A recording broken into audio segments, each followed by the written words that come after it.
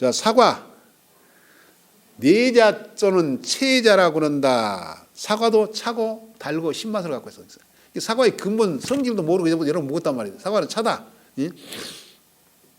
이경, 비경, 심장경락에 작용을 하고 주석산, 구연산, 섬유질, 팩틴, 칼슘, 인, 비타민 A, B, C가 많이 들어있다는 게 서양학적으로 접근하면 비타민 A, B, C가 많이 들어있으니까 비타민 C를 먹으려면 사과를 먹으라 했었는데 우리는 서양학적으로 접근하려면 동양학적으로 접근을 해야 돼. 음양학적으로. 이게 우선 차다, 달다. 이것을 먼저 시다. 이것을 먼저 머릿속에 놓고 있어야죠. 소화불량. 신맛은 소화를 촉진시킨다고 그랬죠. 그게 소화불량. 자, 만성 복통 설사. 신경성 결장염. 결장의 위험증. 결장이 뭐냐? 결장이 뭘까요? 우리가 대장을 결장이라 대장을. 다른 표현으로. 그러니까 우리가 대장이 어떻게 되냐? 여기서 소장이 인체 소장이라고 생각하고 이 소장에서 대장으로 대장이 근데 이렇게 올라간 걸 상행결장, 행행결장, 하행결장, S결장, 직장 이런단 말이에요. 결장은 대장 요 부위를 이야기한다고 말이에요. 그러니까 그걸 잘 통하게 한다고 말이죠.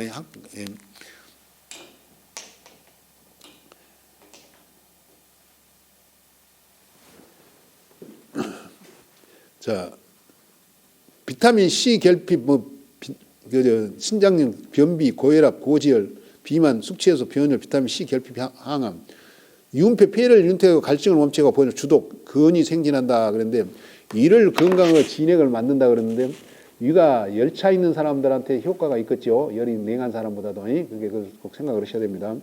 사과는 성질차서 위가 찬 사람은 생으로 먹으면 좋지 않다. 위가 냉한 사람은 사과도 피해라 그 말이야. 당뇨가 있는 사람도 한꺼번에 많이 먹지 말 것이며 닭고기와 사과를 같이 넣으면 보통 닭고기 먹고 사과 먹지 말고 사과 먹고 닭고기 먹지 말아라. 이것도 기억해 주시면 좋겠습니다. 자, 녹두와 사과를 같이 넣으면 중독 증상을 일으키고 조기와 사과는 궁합이 좋은 식품이다. 조기 먹고 사과 먹으면 궁합은 좋다. 우유와 사과를 같이 쓰면 갈증 해소에 좋다. 사과와 인삼, 당근, 노화혈, 양배추, 무청, 호박, 키, 레몬 등은 좋은 궁합 식품이다. 사과, 인삼, 당근, 노화혈, 양배추, 무청, 호박, 키, 레몬 등은 좋은 궁합 식품이다. 그랬죠. 수종, 만성, 설사, 대장염, 고혈압, 임신, 구토에는 사과를 말려 분말하여 30g씩 쌀 50g을 죽을 써먹는다. 혈근은 혓바닥이 마르고 구건은 입안 말고 폐혈 해소에는 사과 1kg 꿀 500g을 사과 씨를 제거하고 갈아서 꿀을 넣어 끓여 마신다. 소화불량, 복통 설사, 오래된 설사에는 건조한 사과 산약을 분말하여 따뜻한 물에 타서 마시기도 하고 여기서 이제 굴이 오래된 사과 산약을 분말해라고 산약을 설사를 멈추게 하려면 볶아야 돼. 원래는 그냥 쓴 것보다 볶아서 쓰는 걸 원칙으로 한다.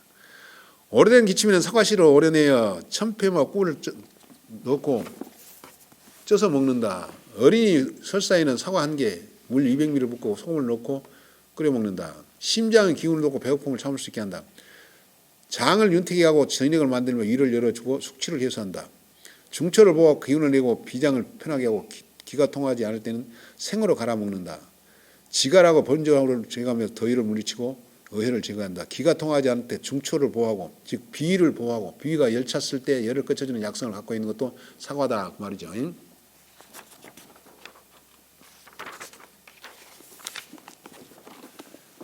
산딸기를 복분자라고 그런다 그러는데 우리는 복분자를 보면은 까맣게 생긴 그 복분자라고 그러죠. 근데 산에 나는 모든 나무 딸기를 복분자라고 그런다. 산에 나는 모든 나무 딸기를 복분자라고 그런다.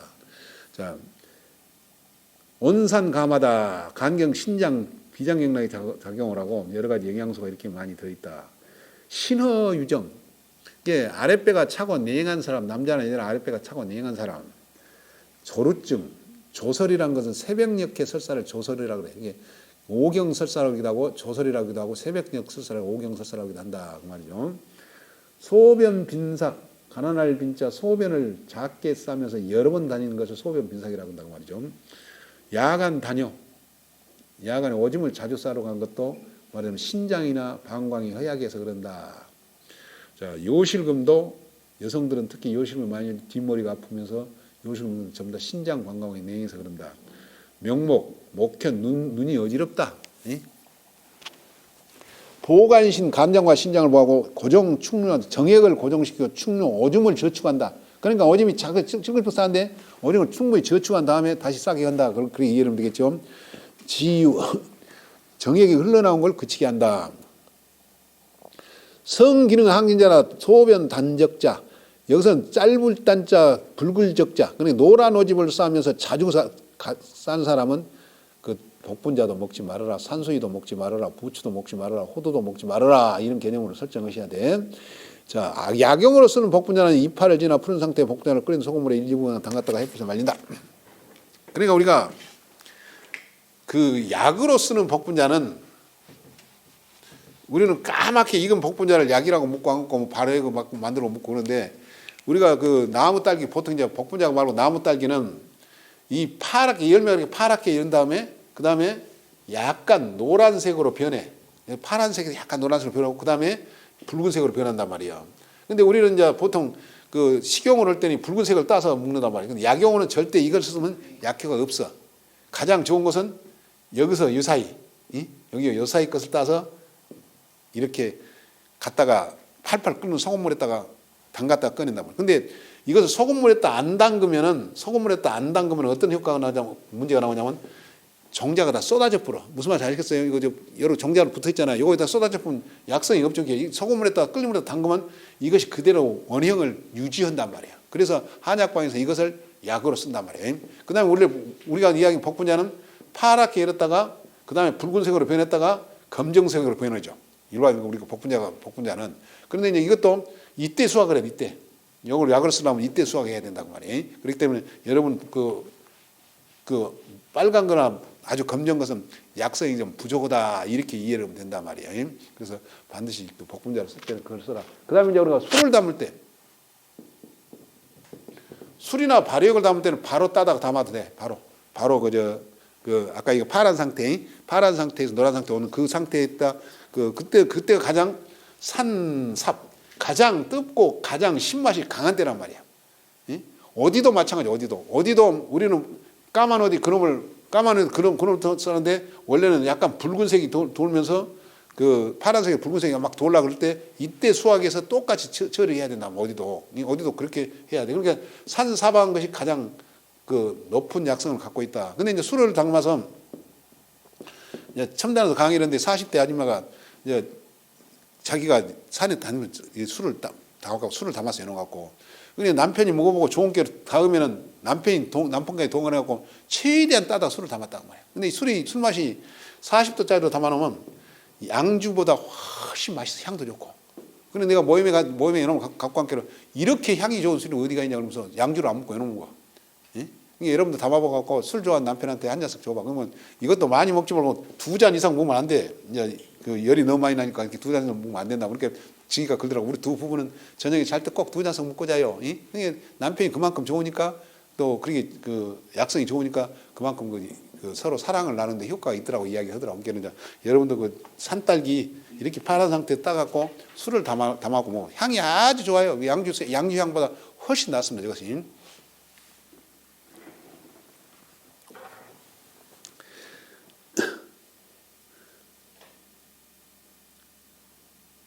아까 이야기한 푸른 상태, 아까 이야기한 푸른 데서 약간 노랗게 변하려고 할 때 그때 수확하는 게 좋다 그 말이죠. 신경색 음이증은 조루증을 이야기하죠. 유정 몽설에는 30도 소주 1000ml에 복분자 200 파극천 6종용을 넣고 달인 후에 한 달 후에 1~2단씩 먹는다. 이제 저한테 공부했던 사람이 이렇게 딱 만들어 갖고 이제 저녁에 한 잔씩 하고 잘라고 딱 해는 어느 날 집에 온 게로 각시 친구들이 전부 다 모여갖고 이놈을 싹 먹어풀고 얼굴 부르죽죽 해갖고 있더라고 말이에요. 이제 자기는 이제 그 파극청이라든가 육종인 같은 약이 좀 비쌉니다. 그런 게 이제 그놈을 담아갖고 이제 정력이 좋다니까 그놈 먹으라고 딱 이어놨더니 어느 날 그 일 갔다 온 각시들 친구들 그놈 나나 불구적적 해갖고 있더라고 말이에요. 그리고 성질 나서 죽겠더라고 한 잔도 못 하고. 예? 각시가 친구들 불러다 먹어풀더라고 말이에요. 야뇨증, 빈뇨에는 오줌을 자주 싸는 것도 복분자, 파고지, 상표초. 상표초는 사마귀 알집이라고 그랬죠. 사마귀 알집이라고 그랬는데 지금 우리 아파트 그 사마귀가 크더니 지금 한 마리가 알을 이만큼 크게 낳아서 지금. 가슴이 두근거리고 두근거리는 증상은 복분자 20개 꿀 한 큰술 조를 적당히 넣고 죽을 써먹기도 하고 신장이 양이할 때 양이라는 것은 그 불이 없을 때 차가울 때를 이야기죠. 이게 몸이 냉한 사람, 차고 찬 사람 할 때는 숙주향, 복분자, 구기자, 토사자 각각 산약, 대추, 택사를 넣고 끓여 마신다. 이게 아주 좋은 약성을 갖는다고 말인데 몸이 차가운 냉한 사람도 이렇게 마시면은 양이 유정, 요술사년. 그래 허리와 무릎이 시리고 찬 것은 신장이 차기 때문에 그런다 그랬죠. 참새 5마리, 복분자, 토사자, 구기자, 쌀을 넣고 죽을 썩는다. 근데 여기서 그 참새가 의외로 양기를 돋아준 이야기, 참새 비둘기는 양기를 돋아준 이야기. 옛날에 어른들이 그 여자들이 참새 먹으면 그렇게 한다 그 소리가 열이 남기를 그 말하자면 몸에서 열이 나기 때문에 그 정신 집중이 안 되게 그렇게 한다고 말이야. 그게 옛날에 여자들 보고 그 쇠고기, 참새고기나 비둘기고기 먹지 말라니까 그런 의미란 말이야. 자궁출혈에는 말린 복분자를 1회 5일씩 달에 하루 2, 3회 5일 복용한다. 자궁출혈을 그랬는데 하여튼 신장이 차거나 그럴 때는 문제가 생긴다고 말이에요. 근데 자궁출혈도 말하자면 이제 그 요대요 방광염이 생기면 자궁출혈일 수도 있는데 그럴 때는 이렇게 쓰면 안 되겠죠. 그건 거꾸로 약을 써야죠.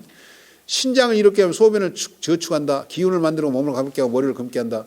신장에 유익하고 정을 고정시키며 허약한 간을 보호하며 명목하며 양의를 치료하고 소변을 측정한다. 조루증을 치료하고 소변을 측정한다. 근데 하여튼 복분자는 신장이 찬 사람들이 먹는 약재다. 간이 허한 사람이 먹는 약이다. 이렇게 기억하시면 좋겠다고 말이죠.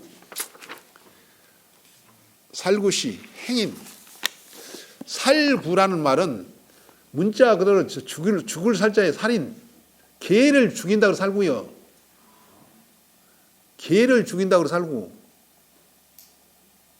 이러면 개가 죽어. 그래서 살고요. 특별한 의미가 없이 그게 개가 죽는다고 살고요. 그 씨앗을 행인이라고 그런다 그랬죠. 행인이. 아까는 이제 도인이고 이제 행인이 나와.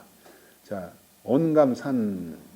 여기도 보면은 폐경 심장경에 아그달린이라는 동이 들어있다. 아그달린이 들어있다고 그랬죠. 약간 설명한 것처럼 그 백과 행인 도인은 아그달린이라는 동이 들어있다. 항암 효과도 좋다. 폐암, 비염, 콧구녕암, 유선암, 폐조해수, 폐가 허약해서는 마른 기침을 한 사람, 그 근만성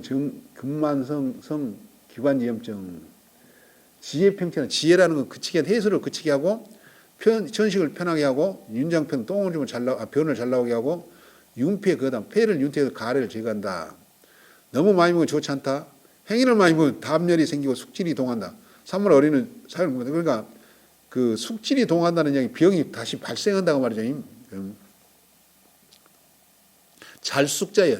숨어 있는 병이 발생을 다시 도진다 이렇게 이해를 되겠죠. 돼지가 행인을 같이 쓰면 복통을 일으키고 이가 냉한 사람은 행인과 저를 같이 먹으면 안 된다. 개고기 행인을 같이 쓰면 안 된다. 개고기 먹을 때 행인을 먹으면 안 되는데 문제는 어디가 있냐면 개고기 먹고 체한 사람은 행인을 먹어라. 무슨 소리 아시겠어요? 상반되기 때문에 개고기 먹고 행인을 먹으면 안 되지만 개고기 먹고 체를 했을 때는 개고기를 먹어서 해독을 해야 된다. 해독이 내야 된다고 말이죠. 자, 행인과 반환을 같이 쓰면 노인성 변비에 효과적이고 행인과 반환을 같이 쓰면 뇌혈이 있고 기침을 한 사람이 좋다. 배도 성질이 차기 때문에 그 폐에 좋은 약성을 갖는다 그러죠. 쌍인은 독이 있다 쓰지 말 것. 아까 쌍인 이야기했죠. 쌍인은 이런 것이 쌍인이 된다. 환기, 황금, 갈공과 같이 사용하지 말 것. 몸이 필요해서 생긴 가래 기침, 마른 기침, 장이 건조해서 생긴 변변에 행인을 분말해 꿀을 넣고 고를 만들어 먹는다.